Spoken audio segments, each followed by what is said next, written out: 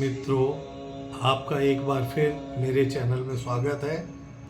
और आज हम बात करेंगे प्लैनेट सूर्य की।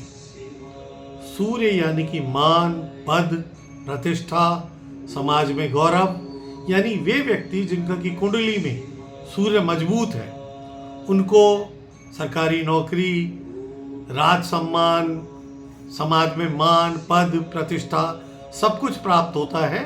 और किसी कारणवश यदि कुंडली में सूर्य मजबूत नहीं है तो जीवन में इन चीजों का अभाव रहता है। मैं आज आपसे उन भावों की बात करूंगा जहां की सूर्य अपने सबसे अच्छे फल देता है। सूर्य सबसे ज्यादा प्रकाशवान ग्रह है। सूर्य से ही सारी सृष्टि चलती है और सूर्य का कुंडली में अच्छा होना बहुत आवश्यक है। और वे लोग जो सरकारी नौकरी चाहते हैं उनके लिए तो सूर्य का मजबूत होना कुंडली में बहुत जरूरी है, अन्यथा सरकारी नौकरी मिलने में दिक्कत होती है। सूर्य जो अपने सबसे अच्छे फल देता है वो देता है तीसरे भाव में, छठे भाव में, 10वें भाव में और 11वें भाव में। आज मैं आपसे तीसरे, छठे और 11वें भाव की तो बात हम किसी और दिन करेंगे। आज मैं आपसे बात करूंगा जबकि सूर्य अपने 10वें भाव में होता है। सूर्य जिस जातक का भी सूर्य 10वें भाव में है वो आत्म स्वाभिमानी, सुखी, दानी और ईगो की मात्रा उसमें थोड़ा अधिक होगी।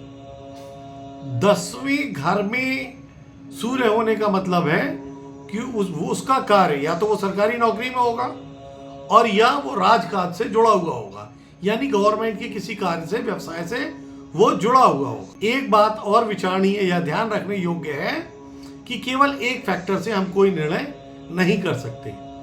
सूर्य किस राशि में है, कितनी डिग्री पर है, सूर्य पर और किन किन ग्रहों की दृष्टि पड़ रही है, इसके बाद ही स्पष्ट आकलन हो पाता है कि सूर्य का किसी विशेष घर में क्या प्रभाव रहेगा। बात कर रहे थे हम कि जब किसी जातक की कुंडली में सूर्य 10वें घर में है, अगर 10वें घर में सूर्य मेष राशि में है या सिंह राशि में है, अधिकतर लोग यही कहते हुए मिलेंगे कि ये तो बहुत अच्छा है, सूर्य का अपना घर है, सूर्य को यहाँ डायरेक्शनल स्ट्रेंथ मिलती है, तो ये बहुत बढ़िया है।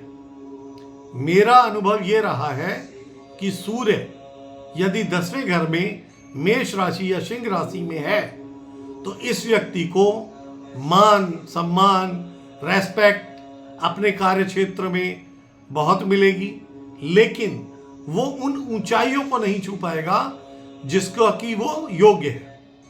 उसका कारण ये है कि अगर मेष राशि में या सिंह राशि में सूर्य यहाँ पर है, 10वें भाव में है, तो वो व्यक्ति का ईगो बहुत बढ़ा देता है। वो व्यक्ति अपने सामने, अपनी नॉलेज के सामने किसी को कुछ समझता नहीं और ये उसकी सफलता में बाधा सिद्ध होती है। तो ज्योतिष का मतलब ही ये है कि अगर किसी व्यक्ति की कमी को बता दिया जाए और वो उस कमी को दूर कर ले तो वो सफलता की अनंत ऊंचाइयों को छू सकता है। तो यदि आपकी कुंडली में सूर्य 10वें घर में है, मेष या सिंह राशि में है और आप जीवन में अनंत सफलताएं प्राप्त करना चाहते हैं, तो आपको चाहिए कि दूसरों की राय को भी महत्व दें। हर समय अपने अभिमान का, आप चाहे ना अनचाहे, चाहे अनचाहे, आपकी बातचीत, व्यवहार से ये प्रकट हो जाता है कि आपको अपने ज्ञान पर, अपनी नॉलेज पर, अपनी शक्ति पर, अपने धन पर या अपनी पोस्ट पर अभिमान है। कृपया इससे बचें। अगर इससे बचेंगे तो आप अनंत सफलता अपने कैरियर में, अपने व्यवसाय में प्राप्त करेंगे। और यदि नहीं करेंगे तो सफलता तो आपको मिलेगी, समाज में सम्मान भी मिलेगा, रेस्पेक्ट भी मिलेगी, लेकिन आप उन ऊंचाइयों को नहीं छू पाएंगे जिसके कि आप योग्य हैं। थोड़ा सा नियंत्रण रखें। और सूर्य 10वें घर में इस बात के बहुत ज़्यादा अधिक चांसेस होते हैं कि आपकी सरकारी नौकरी लगेगी या आपका व्यवसाय ही शासन से संबंधित होगा।